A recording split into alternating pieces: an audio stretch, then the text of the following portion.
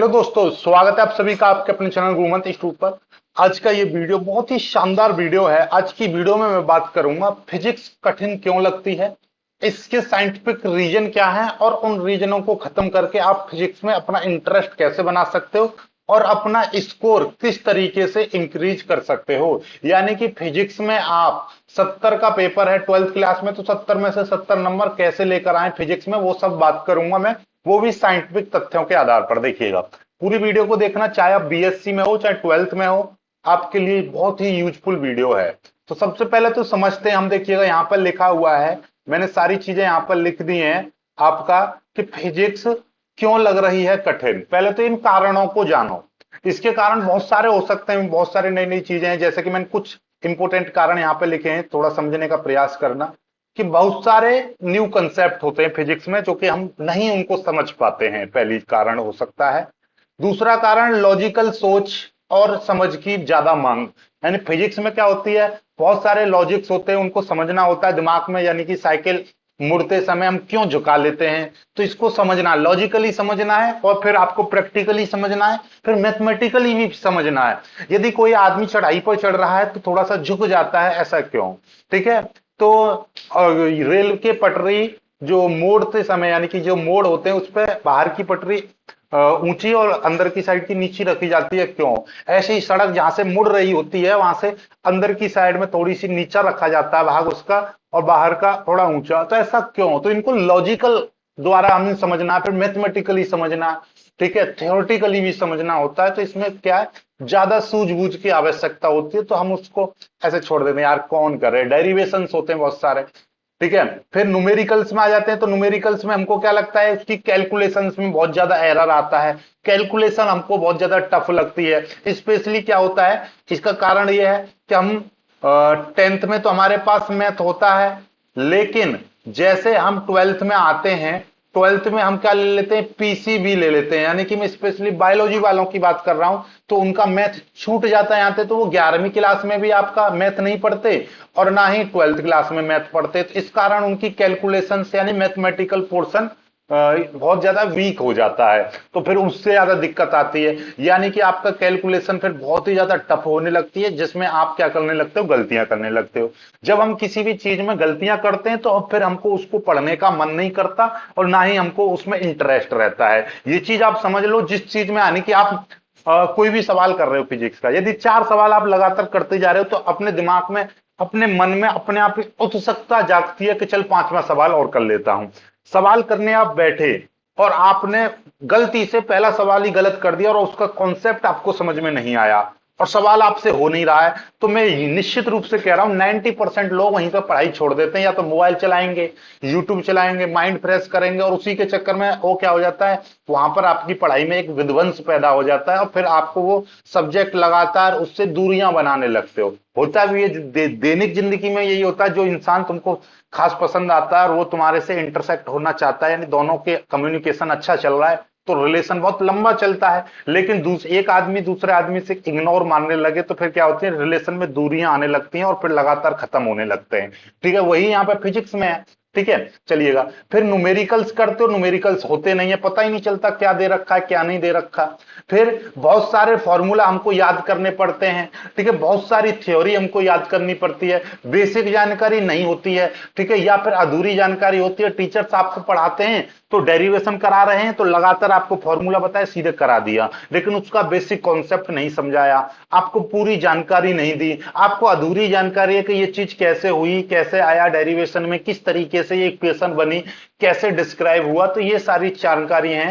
तो इन सभी के कारण हम कहीं ना कहीं फिजिक्स से अपना कनेक्शन खो बैठते हैं, अर्थात हम वहां पर उसको अपना सा नहीं समझ पाते, यानी उससे दूरियां बनाने लगते हैं और फिजिक्स फिर हमको टफ लगने लगती है। तो इसी के लिए आपको करना क्या है, इनको दूरियों को दूर करने के लिए, यानी कि अपने रिलेशन को मजबूत करने के लिए, देखिएगा, तो आपकी फिजिक्स की तैयारी के लिए कुछ टिप्स मैंने यहां पर देखिएगा लिख दिए हैं। फिजिक्स की तैयारी के लिए कुछ टिप्स, बहुत ही शानदार शानदार टिप्स लिए। पहला क्या है, बेसिक कॉन्सेप्ट को समझना है भाई। बेसिक, जितने भी बेसिक आपके कॉन्सेप्ट्स हैं उनको समझो। ठीक है, पहले चैप्टर पढ़ने से पहले आपको क्या करना है, वो बेसिक कॉन्सेप्ट्स आपको समझने हैं कि इसके बेसिक कॉन्सेप्ट्स क्या हैं। ये फॉर्मूला किस तरीके से ड्राइव हो रहा है, हर चीज को आपको क्या है कि रटना नहीं है। कोई मान लीजिए वैद्युत द्विध्रुव के कारण अक्षीय स्थिति में आपको वैद्युत क्षेत्र की तीव्रता चाहिए, तो पहले तो ये वैद्युत द्विध्रुव क्या है वो आपको पता होना चाहिए, फिर अक्षीय स्थिति क्या है ये आपको पता होनी चाहिए, वैद्युत क्षेत्र की तीव्रता क्या है ये आपको पता होना चाहिए, इसमें कौन कौन से फॉर्मूले लग रहे हैं, ये क्यों लग रहे हैं, इनका कारण क्या है, तो ये सारे कॉन्सेप्ट्स आपको पता होंगे विद थ्योरी, तो आपको डेरिवेशन करने में बहुत आसानी होगी। जब डेरिवेशन करने में आसानी होगी तो फिर आपको पढ़ने में मजा आएगा। दूसरी चीज, बेसिक ये कॉन्सेप्ट्स को याद कर लेना, ये इसको छोड़ देना, ये इसी का हमने दोबारा लिख दिया है, ठीक है। वही चीज है, कॉन्सेप्ट को समझना या याद करना वही चीज है।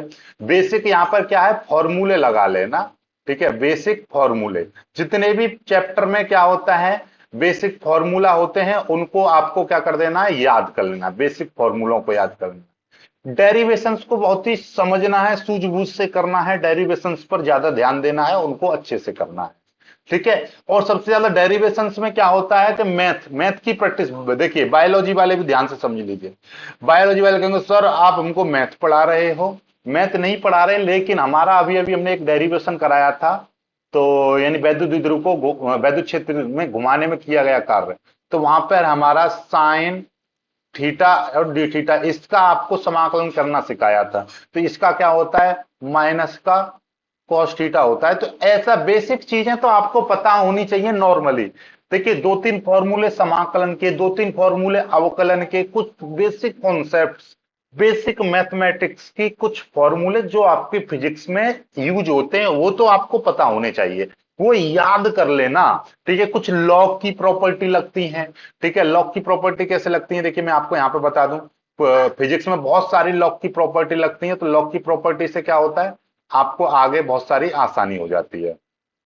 ये देखिएगा यहां पे मैं आपको बता दूं, जैसे कि log M into N, chemistry में भी लॉग के कुछ लगते हैं, तो log M plus log N, इस तरीके से लॉग एम बट्टे एन होता है, तो हम उसकी जगह पे log M minus log N लिखते हैं। ये कुछ चीजें आपको पता होनी चाहिए, तभी आपका फिजिक्स में मतलब इंटरेस्ट जागेगा। जब इंटरेस्ट जागेगा तो अपने आप फिर तुमको कुछ नहीं करना, फिर तो सारी चीजें अपने आप अच्छी होने लगती हैं, ठीक है। मैथ के उसकी प्रैक्टिस करनी है ज्यादा से ज्यादा, ठीक है। अब आगे की बात करते हैं, अब आगे क्या करना है आपको, और अपना स्कोर बढ़ाने की क्या स्ट्रेटेजी अपनानी है आपको, देखिएगा स्कोर बढ़ाने के लिए आपको क्या करना पड़ेगा उसके लिए भी जान लो, कि स्कोर बढ़ाने के लिए आपको स्ट्रेटेजी अपनानी है कि सबसे पहले भाई अपने जो भी सवाल दे रखा है उसको आपको बहुत ही अच्छे से पढ़ना है, ध्यानपूर्वक पढ़ना है। कोई भी सवाल, चाहे वो न्यूमेरिकल्स हो चाहे वो डेरिवेशन हो, पहले समझो चीज में कि उसमें दिया क्या है सवाल में, सवाल में समझोगे, सवाल को पढ़ोगे, वहां से पता चलेगा आपको दिया क्या है, फिर वहां पर आप छानोगे कि भैया उसमें यूनिट, सवाल के अनुसार सही यूनिट का इस्तेमाल करना। जैसे कि सवाल में जो दूरी है आपका, देखिएगा दूरी, सवाल में आपका दूरी आपने देखा होगा कि उनके दो बिंदुओं के बीच की दूरी 10 सेंटीमीटर दे रखी है, या दूरी आपको दे देगा 5 मिलीमीटर दे रखी है। तो ऐसे चीजों को क्या करना है, सही यूनिट यानी सही यूनिट में इस्तेमाल करना है। जैसे दूरी का मात्रक क्या होता है, मीटर होता है, तो हमको ये सेंटीमीटर मीटर में बदलना है, तो इस सेंटीमीटर के लिए देखिएगा ध्यान से, ये जो सेंटीमीटर है इसके लिए हम किस चीज का इस्तेमाल करेंगे, सेंटीमीटर से मीटर बनाने के लिए हम 10 की पावर -2 से मल्टीप्लाई करते हैं। अब ये मीटर हो गया। ऐसे यहां पे मिलीमीटर है, इसको मीटर में बदलेंगे दूरी में, क्योंकि दूरी का मात्रक मीटर होता है, 10 की पावर -3 से मल्टीप्लाई करते हैं। तो इसीलिए कुछ बेसिक चीजें हैं जो मैं आपको यहां पर लिखवा दे रहा हूं ताकि आपको समझ में आ सके। ये दूरी दूरी वगैरह आप समझ जाएंगे तो उससे क्या होगा कि जैसे देखिएगा, यदि सेंटीमीटर है और आपको उसको मीटर में बदलना है तो आपको कितने से मल्टीप्लाई करनी है, 10 की पावर -2 से। यदि मिलीमीटर है उसको मीटर बनाना है तो 10 की पावर -3 से मल्टीप्लाई करनी है। फिर आ जाता है माइक्रोन, माइक्रोमीटर, तो माइक्रो की जगह पर लगाते हैं 10 की पावर -6, ठीक है। अब ये माइक्रोमीटर होता तो यहां पर क्या है, 10 की पावर -6। यदि कहता कि ये माइक्रो कूलाम है तो माइक्रो कूलाम से हम क्या करते हैं, 10 की पावर -6 कूलाम। तो माइक्रो का मतलब होता है 10 की पावर -6, कूलाम है तो कूलाम लगाना है, मीटर है तो मीटर, सेकंड है तो सेकंड। समझ में आ रही है चीजें, ठीक है, माइक्रो हो गया। अब यहां पर आ जाता है कभी कभी नैनोमीटर आ जाता है, नैनोमीटर, तो नैनो की जगह पे लगाते हैं 10⁻⁹ और मीटर है तो मीटर। फिर आगे देखिएगा, फिर आ जाता है एंगस्ट्रॉम, आ जाता है एंगस्ट्रॉम, एंगस्ट्रॉम की जगह पे 10⁻⁻10 लगाते हैं। और फिर पिको आ जाता है, पिको की जगह पे 10⁻⁻12 लगाते हैं। तो ये कुछ चीजें हैं जो आपको पता होनी चाहिए। आगे देखिएगा, हर छोटी छोटी डिटेल्स को आपको नजरअंदाज नहीं करना है कि आप समझो कि इसमें छोटा सा कुछ दे रखा है, आप उसको छोड़ देते हैं। क्या ठीक है, छोड़ते क्या है कि देखिएगा हमने क्या किया, सवाल किया, सवाल में आपसे पूछा कि वैद्युत बल कितना, आपने पूरी कैलकुलेशन की और कैलकुलेशन करने के बाद 112, 112 आ गया बल। बल आपने सवाल को सॉल्व करने के बाद 112 आ गया, लेकिन पीछे आपने नहीं लिखा कि न्यूटन है क्या है। तो भाई 112 है क्या, आलू है, टमाटर है, भिंडी है, तो ये क्या है, 112 न्यूटन। तो ऐसी छोटी छोटी चीजों को आपको नजरअंदाज नहीं करना है कि जैसे बल दे रखा है तो बल का मात्रक जरूर लिखना है सवाल के साथ में, ताकि आपका नंबर ना कटे, स्कोर बढ़ेगा इन चीजों से। वरना एग्जामिनर जब कॉपी चेक करेगा आपका बोर्ड की को, तो वहां से नंबर काट सकता है, उसको राइट्स हैं कि आपके नंबर को काट ले। ठीक है, हर स्टेप को बहुत ही बारीकी से समझ के करना है, हर छोटी छोटी बातों का ध्यान रखना है। ठीक है, जैसे कोई घाते हैं, नीचे 10⁻⁻2 है और ऊपर 10⁻4 है, तो ठीक है, तो आपको क्या करना है, इसको अगले स्टेप में ऊपर ले जाओ, तो डायरेक्ट क्या हो जाएगा, 10 की पावर ये 4 है और इसको 10 की पावर को ऊपर लेके जाएंगे, 10 की पावर +2 हो जाएंगे। तो अब कितना हो जाएगा, ये इसको करेंगे तो 10 की पावर 6 हो जाएगा। समझ में आ रही है चीजें, तो इस तरीके से।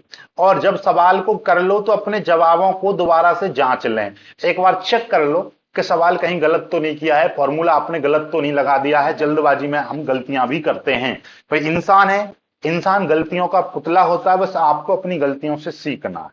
ठीक है, तो ये कुछ चीजें थी और उम्मीद है कि आपको ये अच्छे लगे होंगे। अब एक दो तीन बातें और ध्यान रखनी है, क्या रखनी है, देखिएगा, फिजिक्स की क्लास में आपको बहुत ज्यादा मेहनत करनी है।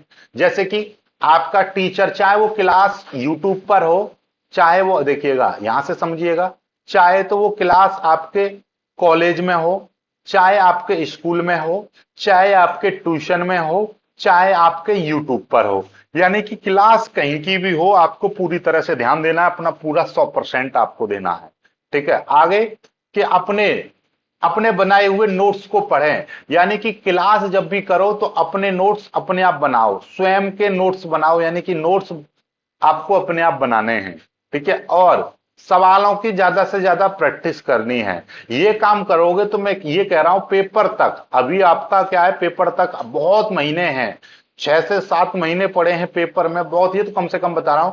तो आपका 70 में से 70 नंबर कंप्लीट आएगा, ये गारंटी है मेरी, वादा है आपसे। आप ये काम करिएगा और हमारी क्लास को ज्वाइन करिए, आपको इन सारी समस्याओं का निस्तारण एक एक ही बार में मिलेगा।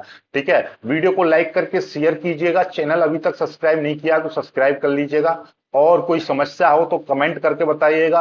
फिजिक्स में और भी कोई आपको डर लगता है तो वो भी कमेंट करके बताइएगा। ठीक है, अब मैं आपको एक कैलकुलेशन, फिजिक्स की कैलकुलेशन आप किस तरीके से इजी कर सकते हो, ये चीज वीडियो लेकर आऊंगा कल। ठीक है, कल ही दूंगा मैं, फिजिक्स की कैलकुलेशन को किस तरीके से आप आसान बना सकते हो। ठीक है, वीडियो को लाइक करके शेयर कीजिएगा, चैनल को सब्सक्राइब कर लीजिएगा। जय हिंद।